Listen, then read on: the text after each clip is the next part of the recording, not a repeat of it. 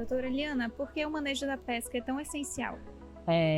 O manejo é fundamental porque só a partir do manejo a gente consegue proteger espécies que estejam em declínio, alguns peixes que já tenham diminuído o tamanho por conta de sobrepesca, outras espécies que estejam com status de ameaça, algum status de ameaça.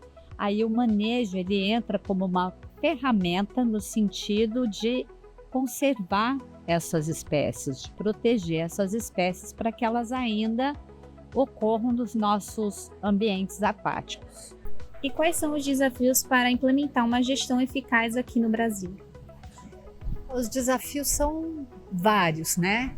A gente precisa de recursos financeiros destinados a esse objetivo, a gente precisa de recursos humanos especializados, fomentar a comunicação entre os diversos setores. Então, a gestão, para ela ser eficiente, é preciso que os setores conversem.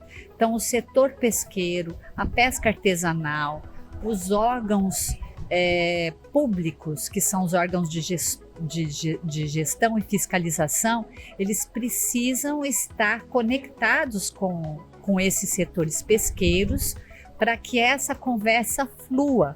Então, desde hierarquicamente, os órgãos de gestão superiores até o pescador de ponta de praia, eles têm que estar conectados de várias formas. E para isso a gente precisa de articulação e articuladores que sejam eficientes. Qual é a importância dos dados atualizados sobre os estoques pesqueiros? Esse é o ponto principal e fundamental para a gente saber qual é o estado das populações das espécies que têm sido pescadas. Ou seja, a avaliação do estoque pesqueiro, desses dados, vai nos dar uma informação precisa a respeito do quanto que pode ser extraído sem que haja uma depleção dos estoques, né? Então, os dados, uma estatística pesqueira adequada é a primeira informação básica e fundamental para a gente começar a pensar em manejo. E essas informações atualizadas, elas podem e devem ser feitas por meio de monitoramentos da pesca artesanal e também da pesca industrial. Como a ausência de estatísticas oficiais impactam as políticas públicas? Uma vez que a gente não tenha uma avaliação estatística oficial, os dados que são gerados, às vezes são gerados, eles perdem a confiabilidade, né? Por isso que a gente precisa de uma estatística que seja oficial. E sem esses dados de estatística, a gente vai ficar no escuro para determinar o que pode ser pescado, como, quando e onde. Então, as políticas públicas ambientais, no sentido de extração de recursos pesqueiros, ela depende desses dados oficiais para que se possa definir o que, onde e como pode ser feita a pesca, né, em algumas regiões, inclusive, né, e particularmente para as espécies que são aquelas que estão tendo sobrepesca e estão com os estoques prejudicados. E quais ações podem ser tomadas para tornar a pesca mais sustentável?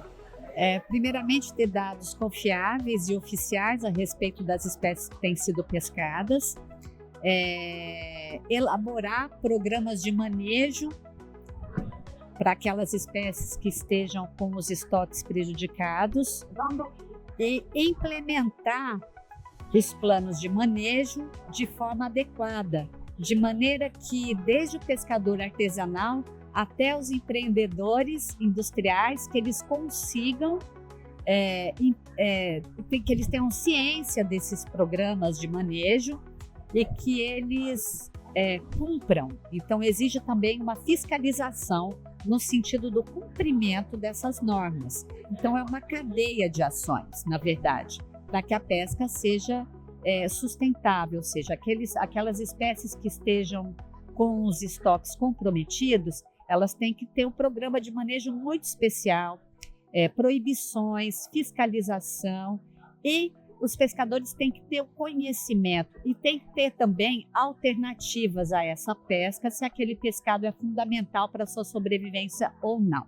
Como o conhecimento tradicional pode contribuir para soluções inovadoras? O conhecimento tradicional é muito rico e é muito desvalorizado.